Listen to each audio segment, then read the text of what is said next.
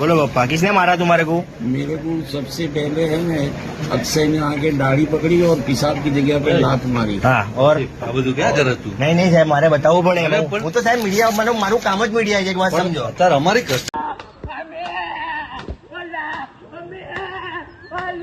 R Gujarat ન્યૂઝમાં આપનું સ્વાગત છે। આજે ગૌમાંસ કેસના આરોપી જહીર ઉર્ફે ડબ્બાનું સારવાર દરમિયાન એસવીપી હોસ્પિટલમાં મોત નીપજ્યું। વેજલપુર પોલીસ કસ્ટડી દરમિયાન હાલત બગડતા તેને હોસ્પિટલ ખસેડવામાં આવ્યો હતો।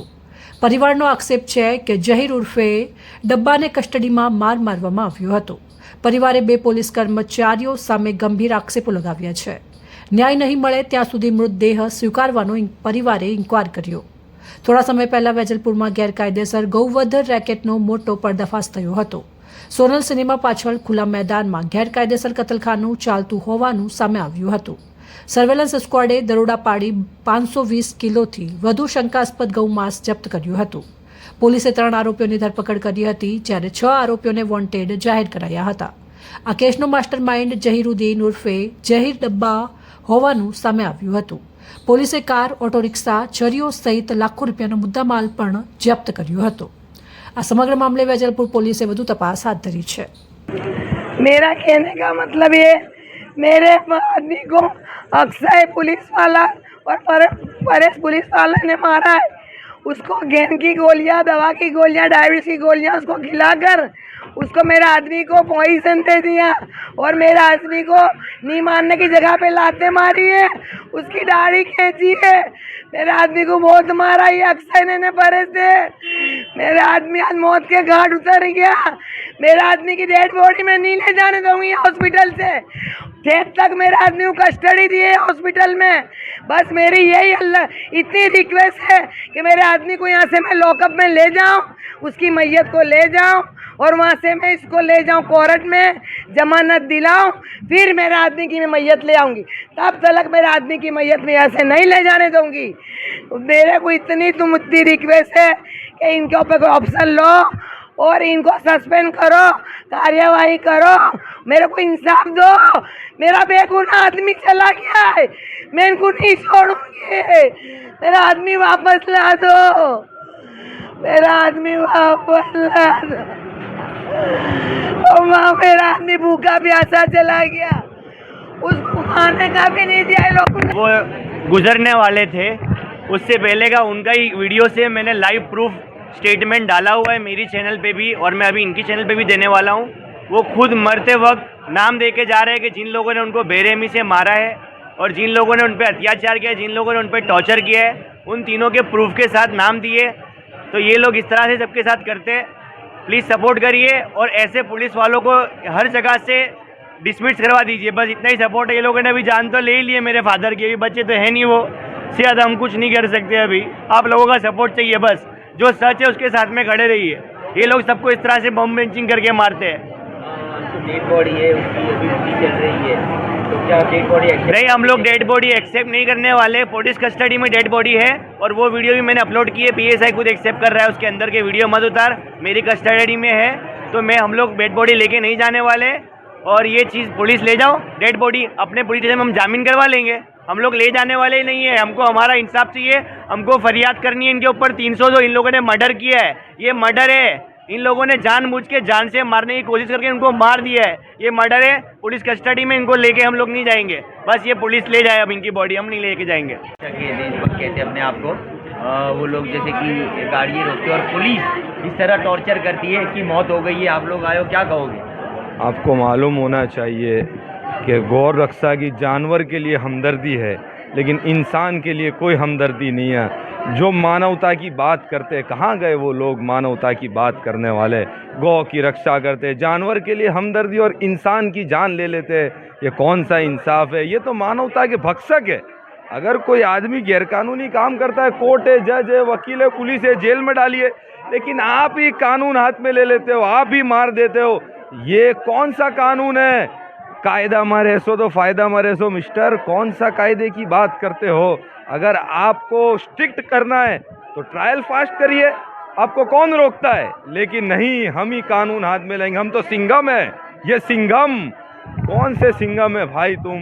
इंसान की जान ले लेते हो, और कहाँ गए ह्यूमन राइट एक्टिविस्ट जो अपने ये मुसलमान की जान की कोई कीमत नहीं है, मुसलमान के खून की कोई कीमत नहीं है। यहाँ पे जानवर के एक्टिविस्ट है, यहाँ पे कुत्ते के बिल्ली के एक्टिविस्ट है, लेकिन इंसान की जान की और स्पेशली मुसलमान की जान की कोई अहमियत नहीं। उसको मार दिया जाता है, उसकी मॉब लिंचिंग हो जाती है, उसको कस्टडी में मार दिया जाता है। कैसी कैसी बात हो रही है। पिछले 4 दिन से ये मामला चल रहा था। घर वालों का आरोप है जो मेडिसिन थी एक साथ डाल दी गई, खाना नहीं दिया गया। अरे कहाँ की इंसानियत है आपकी, खाना तक नहीं दिया गया और ला के अस्पताल से ही अरेस्ट किया था, अस्पताल में ही एडमिट कर दिया गया और कैसा कैसा टॉर्चर, दाढ़ी को खींच लिया गया और इस्तिंजा की जगह पे लातें मारी गई। ये घर वालों का आरोप भी है, वीडियो भी है। मैं तो आप लोगों से गुजारिश करता हूँ ऐसे लोगों पे एक्शन हो।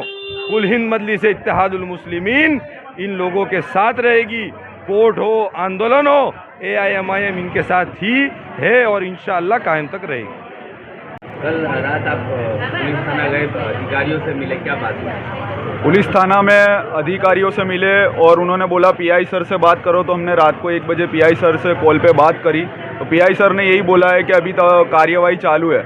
ये एक ऐसा सिस्टम है कि जब वो कोई गुनहगार होता है जहाँ पर पुलिस को अच्छी मलाई मिलने वाली है तो 1-2 घंटे में अपराधी पकड़ा जाता है और अभी CCTV चेक कर रहे हैं, टेक्निकल इश्यू है, ये है वो है, बहाने निकाले जाते हैं। वेजलपुर पुलिस स्टेशन पहले से ही विवादों में घिरा हुआ है। वेजलपुर डिवीज़न के अंदर ड्रग्स नशा कारोबार धम के चलता है, हफ्ता उग्राणी चलता है पूरे डिवीज़न के अंदर। और यहाँ पर जो लोग हफ्ता नहीं देते पुलिस उनके ऊपर बर्बरियता कर उनको मारती है और डर बिठाती है।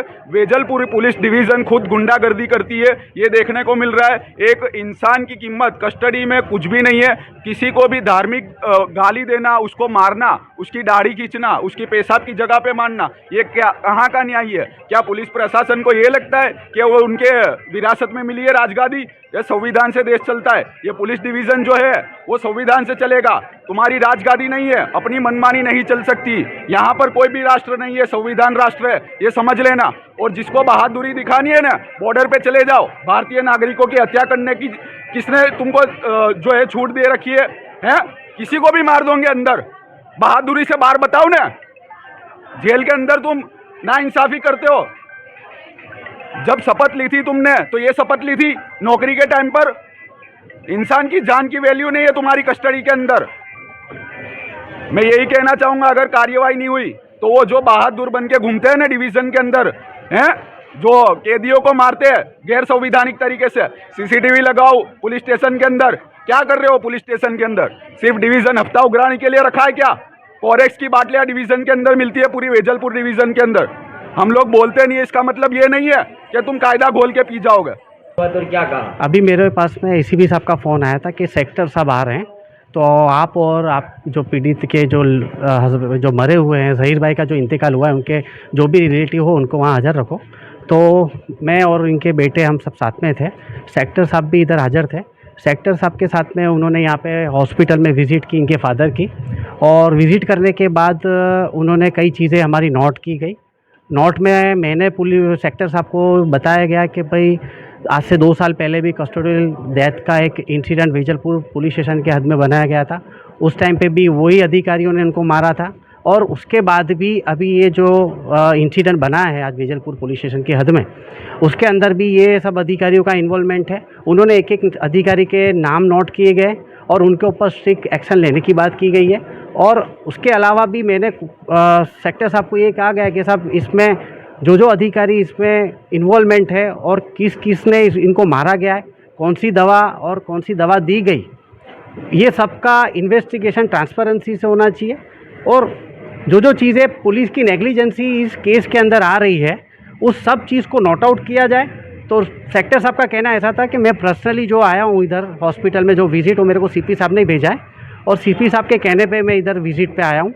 तो आपकी जो चीज़ आप बताओगे हम एक एक चीज़ आपकी लेंगे, उसकी ट्रांसपेरेंसी से हम पूरी इन्वेस्टिगेशन करेंगे और कुछ भी आपके साथ में गलत नहीं होगा, वो हमको ऐसा दिलासा दिया है।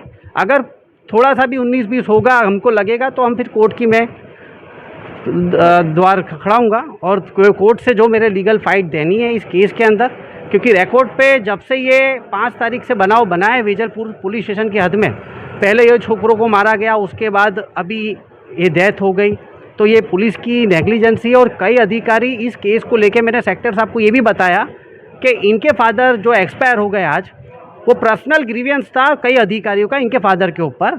उस ग्रीवियंस को रखते हुए इन्होंने पूरा एक्टोर्शन, एक दादागिरी से ही उनको रखा गया, उनकी कस्टडी के अंदर उनको टॉर्चर करा गया। और आज जो मरण का जो रीज़न आया है डेथ का, शायद इनके घर वालों का जो कहना है कि ये लोगों के दबाव से मेरे फादर की डेथ हो गई है, दबाव से और मारा गया है उनको, मारा भी गया। और दूसरी चीज़, एक चीज़ में जैसे अभी